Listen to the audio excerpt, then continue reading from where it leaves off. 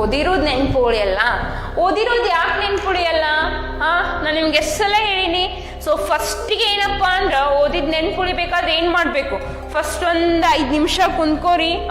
ನಿಮ್ಮ ತಂದೆ ತಾಯಿ, ನಿಮ್ಮ ಫ್ಯಾಮಿಲಿ ಪ್ರಾಬ್ಲಮ್ ಏನೇನದಾವ ಒಂಚೂರು ನೆನೆಸ್ಕೋರಿ.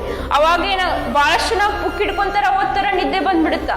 ಫಸ್ಟ್ ನಿಮ್ಗಿರುವಂಥ ಕಷ್ಟಗಳನ್ನ ನೆನೆಸ್ಕೋಬೇಕು. ನಿಮ್ಮ ತಂದೆ ತಾಯಿ ಮುಖವನ್ನು ಒಂದು ಕ್ಷಣ ಏನು ಮಾಡ್ರಿ, ಸೊ ನೆನ್ಪು ಮಾಡ್ಕೋರಿ.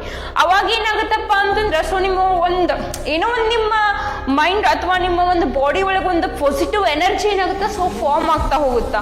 ಅವಾಗ ಓದಿ ನಿಮ್ಮ ತಲೆಯೊಳಗಿರುವಂಥ 100 ವಿಚಾರಗಳನ್ನ ತೆಗೆದು ಹಾಕ್ರಿ. ಸೊ ಇವ್ರನ್ನ ಪಾಲ್ತು ಬಿಟ್ಟಾಕಿ. ಸೊ ಏನು ಮಾಡ್ರಿ ಅಂತಂದ್ರೆ ಕಾನ್ಸಂಟ್ರೇಷನ್ ಕೊಟ್ಟು ಓದ್ರಿ. ಸೊ ಓದಿದ ನೆನ್ಪು ಉಳಿತಾ.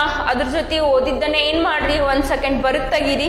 ಅದು ಏನಾಗುತ್ತೆ ಅಂದ್ರೆ ಸೊ ನಿಮ್ಮ ಓದೋದು ಮೂಮೆಂಟ್ ಒಳಗೆ ಏನಿರ್ತಾವಂದ್ರೆ ಸೊ ಇಲ್ಲಿ full time memory, short time memory ಅಂತ ಇರ್ತಾವ. ನೀವು ಹಂಗ ಬುಕ್ ಹಿಡಿದು ಉದ್ದಕ್ಕ ಓದ್ಕೋತಾ ಹೋದ್ರಿ, ಅದು ಶಾರ್ಟ್ ಟೈಮ್ ಮೆಮ್ರಿದೊಳಗೆ ಏನಾಗುತ್ತೆ, ಸೊ ಸ್ಟೋರ್ ಆಗ್ತಾ ಹೋಗುತ್ತಾ. ಅದು ಫುಲ್ ಟೈಮ್ ಮೆಮ್ರಿ ಒಳಗೆ ಸ್ಟೋರ್ ಆಗ್ಬೇಕಾದ್ರೆ ಏನು ಮಾಡಬೇಕು, ಸೊ ಓದಿದ್ದನ್ನ ಬರೀದ್ ತೆಗಿಬೇಕು.